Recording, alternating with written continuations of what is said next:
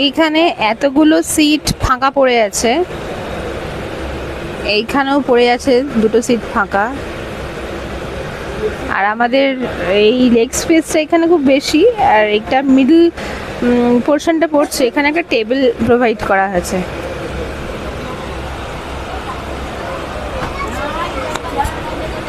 Seat ফাঁকা আছে? হ্যাঁ, আর তুই কোথায় বসে আছিস? টেবিলে। টেবিলটা কি বসার জায়গা? হ্যাঁ, কি এতগুলো সিট দেওয়া হয়েছে বসার জন্য? গরম লাগছে ওখানে বসে, ওই জন্য টেবিলে। আর গরম লাগছে তাই। গরম লাগছে বলে টেবিলে বসে আছিস?